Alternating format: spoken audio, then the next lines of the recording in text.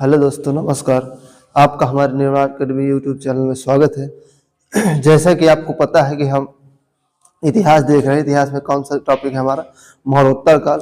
और मरणोत्तर काल में हम ये देख रहे हैं कि कितने विदेशी आक्रमणकारी देख रहे हैं, जिसमें से हमने हिंदू यूनानी देख लिया था, यानी इंडो ग्रीक देख लिया था। और अब हम क्या देख रहे हैं? शकों को देख रहे हैं। हिंदू यूनानी देख लिया, और क्या क्या देखा हमने? अभी शकों को देख रहे हैं। तो हमने मथुरा में देख लिया था कि मथुरा के जो शक शासक थे, उनको जो है मालवा के शासक ने पराजित किया था, मथुरा के शक शासक को। और पराजित करके क्या किया था? विक्रमादित्य की उपाधि धारण की थी और विक्रम संवत की यानी विक्रम संवत कैलेंडर की शुरुआत कर दी। कब कर दी? 57 ईसा पूर्व में की थी। तो अब हम देखे थे, हमने मथुरा का देख लिया था, और कहाँ का देख लिया था? और हमने देखा था नासिक का देख लिया था, सॉरी उज्जैन का देख लिया था। नासिक का हमें देखना है। आज हमें कहाँ का देखना है? नासिक के शक शासक, जो कि वहां का शासक कौन था? रुद्रदामन था। उसने वो क्या करता है? रुद्रदामन क्या करता है? सातवाहन वंश के गौतमी पुत्र सातवाहन पर आक्रमण करता है और उसको पराजित कर देता है। वशिष्ठ पुत्र पुलमावी पर आक्रमण करता है, सातवाहन वंश के शासक वशिष्ठ पुत्र पुलमावी पर, और उसे पराजित कर देता है। लेकिन इसके बाद क्या होता है कि दोनों अपना वैवाहिक संबंध बना लेते हैं। तो इनके बारे में हमें देखना है। किसके देखना है? हमें देखना है रुद्रदामन के बारे में, क्योंकि उज्जैन का शासक था।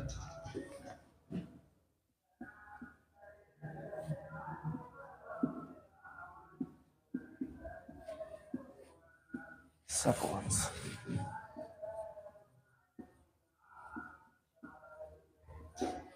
उज्जैन,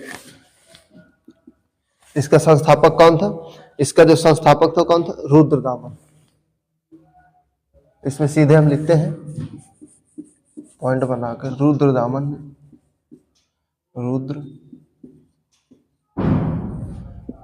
ने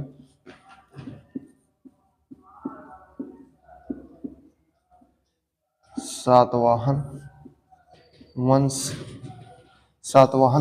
के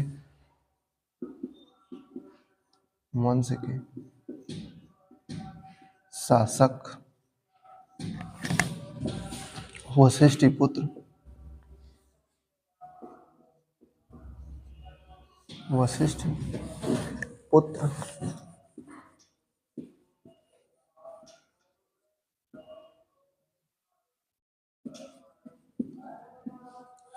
पुलमावी पर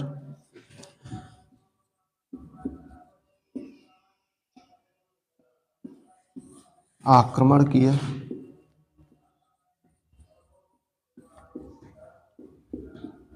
और पराजित कर दिया। पराजित कर देता है, पराजित कर दिया। तो रुद्रदामन सातवाहन वंश पर आक्रमण करता है। इसके उस समय शासक कौन था? वशिष्ठ पुत्र पुलमावी था। आक्रमण करता है और उसे पराजित कर देता है।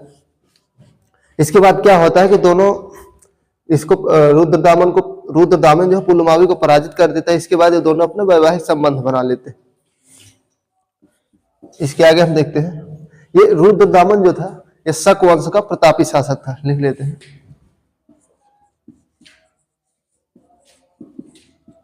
शक वंश का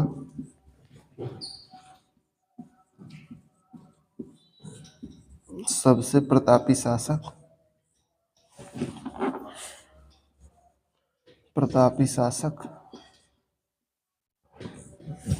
शक वंश का सबसे प्रतापी शासक रुद्रदामन।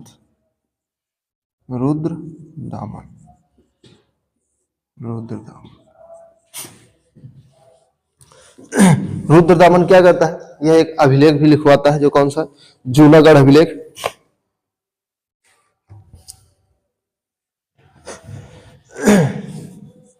ये जूनागढ़ अभिलेख कहाँ मिलता है? तो गुजरात के सौराष्ट्र में।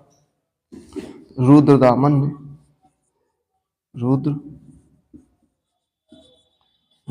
ने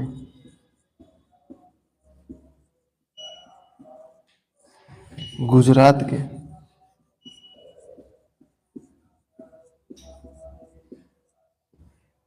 गुजरात के सौराष्ट्र में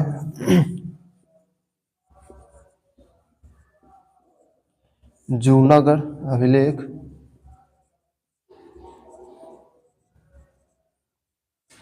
लिखवाया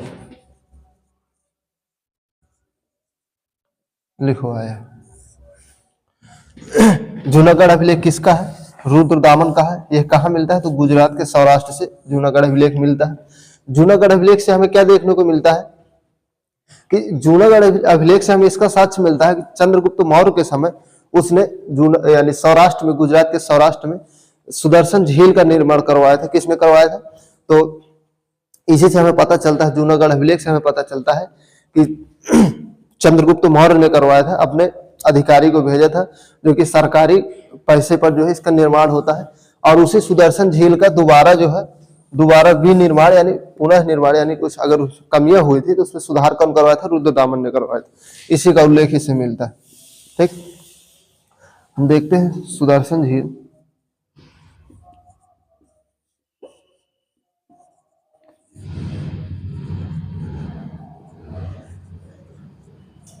सुदर्शन झील को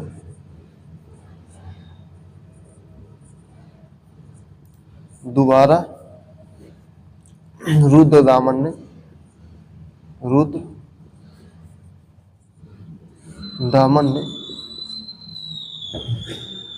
सुधराया था, या उसमें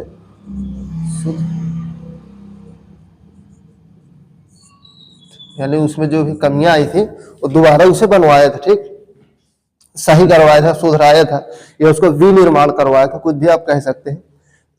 तो सुदर्शन झील का निर्माण किसने करवाया था? तो सुदर्शन झील का निर्माण किसने करवाया था? चंद्रगुप्त नहीं, आपके चंद्रगुप्त मौर्य ने करवाया था। ठीक, किसने करवाया था? चंद्रगुप्त मौर्य ने करवाया था। जबकि सुदर्शन झील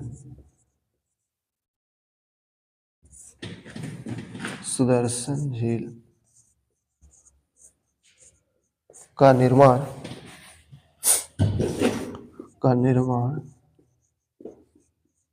निर्माण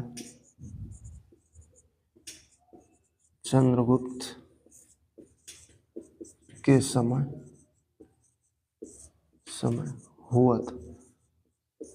ठीक, सुदर्शन झील का निर्माण कब होता है? चंद्रगुप्त के समय, यानी गुप्त वंश, चंद्रगुप्त मौर्य के समय। चंद्रगुप्त मौर्य हो जाएगा, नहीं तो गुप्त वंश आ जाएगा।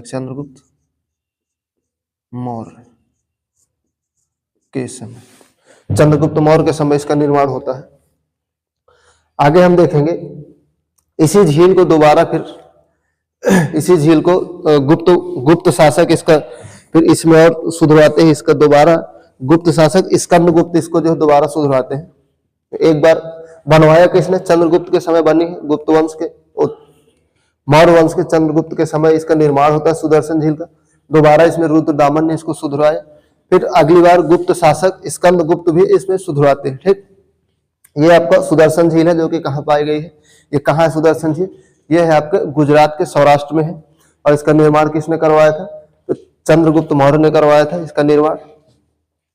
और इसका हमें कहां से जानकारी मिलती है? तो इसकी जानकारी हमें मिलती है जूनागढ़ अभिलेख से मिलती है। इतना आप नोट कर लीजिए, फिर इसके आगे हम देखते हैं।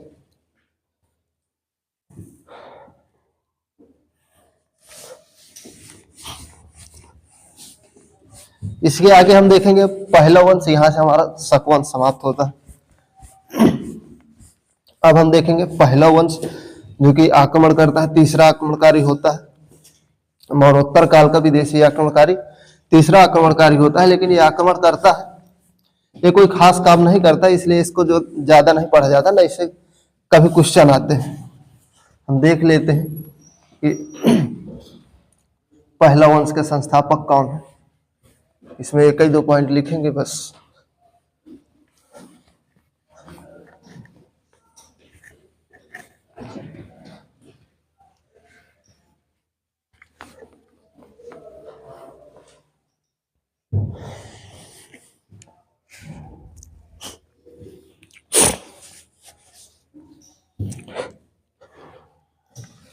हमें क्या देखना, पहला वंश, पहला वंश, पहला वंश। अब हम ये देखते हैं कि ये कहाँ के थे। यह भारत पर आक्रमण करने वाले यानी मौर्योत्तर काल पर आक्रमण करने वाले तीसरे आक्रमणकारी थे। इसके आगे हम देखते हैं, इसे पार्थियन वंश भी कहा जाता है, क्योंकि ये कहाँ के थे, यह मध्य भारत से, मध्य एशिया से थे, यानी फारस, इराक और यहीं से आए थे, इसलिए इन्हें क्या कहा जाता है, पार्थियन वंश भी कहा जाता है।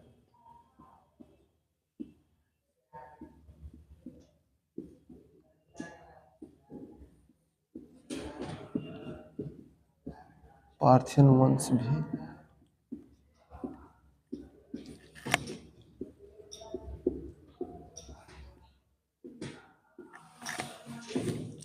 पहला वंश को पार्थियन वंश भी कहा जाता है।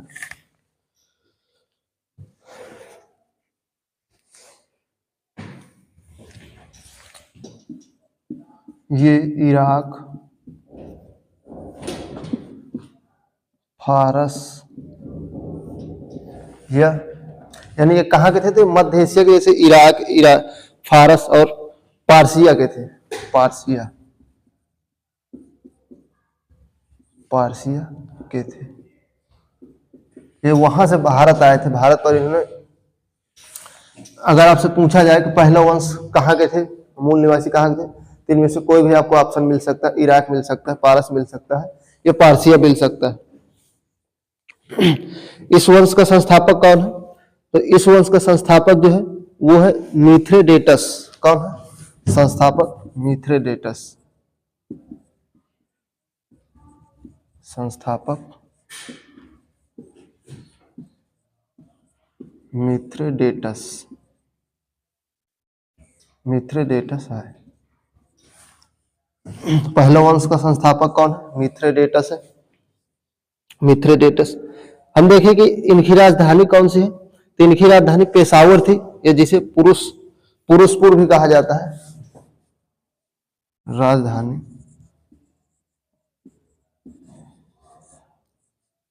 पेशावर, पेशावर या पुरुषपुर,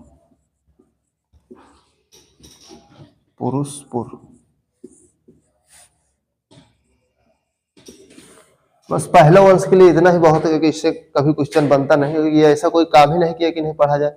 इतिहास में उसी को पढ़ा जाता है जो कुछ ऐसा काम करता है, या तो पहले किसी ने ना किया हो, या अभी तक जो भी काम किया हो उससे कुछ अच्छा किया हो।